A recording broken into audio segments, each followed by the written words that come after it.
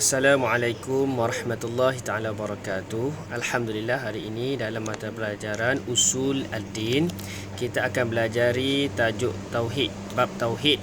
Kita akan belajari bab tauhid, tajuk Sifatur Rusuli Al-Jaizah. Sifat rasul-rasul yang harus. Pada minggu lepas kita pelajari sifat rasul yang mustahil. Mustahil. Sifat yang mustahil ada pada Rasul minggu lepas. Yang hari ini sifat-sifat Rasul yang harus. Sekarang ini kita lihat ta'rif sifatul Rasul al-jaizah. Pengertian sifat-sifat Rasul yang harus. Yang harus maksudnya Rasul ni melakukan perkara-perkara yang harus. Uzkur ta'rif sifatir rusuli al-jaizah. Sebutkan ta'rif sifat-sifat Rasul yang harus.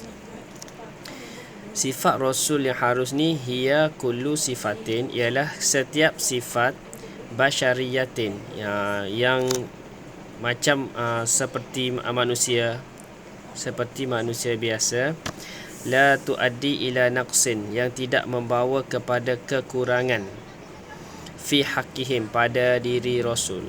Sifat hajaiz, sifat harusnya itu setiap sifat yang macam manusia biasa buat tu, yang tidak membawa kepada kekurangan pada diri Rasul, au nafratin, atau au nafratin nasi minhum, ataupun melarikan atau menyebabkan manusia ni melarikan diri daripada mereka, ataupun menyebabkan manusia tu membenci Rasul.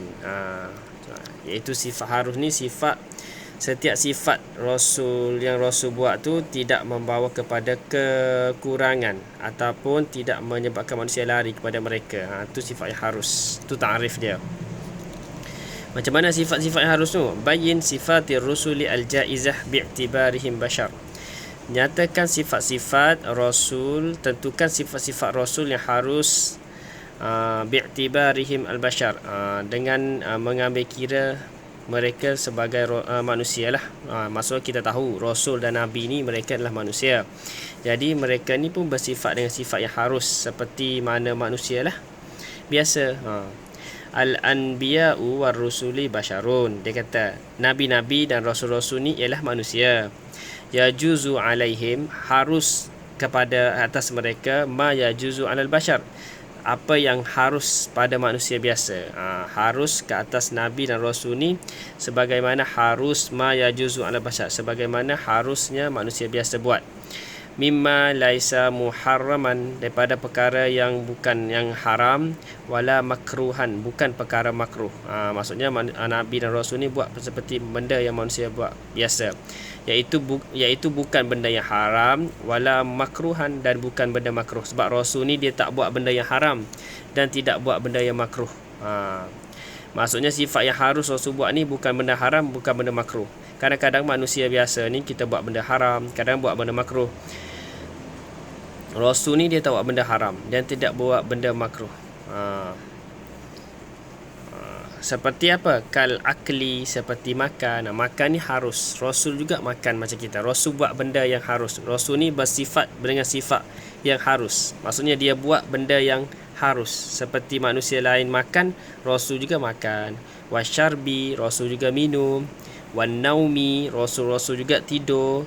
Wal maradi, dan Rasul juga sakit. Diberi ujian sakit. Rasulullah sendiri pun ada diuji dengan kesakitan. Nabi Allah Ayub pun diuji dengan sakit. Boleh. Jadi Rasul ni buat benda-benda yang harus, seperti makan, minum, tidur, sakit. Itu jadi yang tajuk hari ini ni khusus pasal sifat harus saja. Itulah apa-apa benda yang Rasul buat tu, benda yang harus tu. Jadi yang mana benda-benda yang bukan haram tu Rasul juga buat. Seperti berkahwin, Rasul juga berkahwin, harus. Sifat-sifat yang harus. Okey, itu saja yang perlu pelajar tahu tentang sifat harus bagi Rasul. Yang pertama, ta'rif. Sifat yang Rasul ni, sifat yang harus ni, sifat yang Rasul buat ni tidak membawa kepada kekurangan. Tidak nampak buruk. Contoh kalau manusia biasa ni dia buat benda, kadang-kadang tu benda yang menyebabkan dia jadi jatuh martabat. Rasul ni sifat harusnya tidak menyebabkan kekurangan ni, tidak maksudnya tidak menyebabkan jatuh martabat dia sebagai nabi atau rasul, ataupun au nafratina ilaihim, ataupun tidak menyebabkan manusia ni menjauhkan diri, bukan. Jadi sekian saja untuk tajuk kita hari ini. Assalamualaikum warahmatullahi wabarakatuh.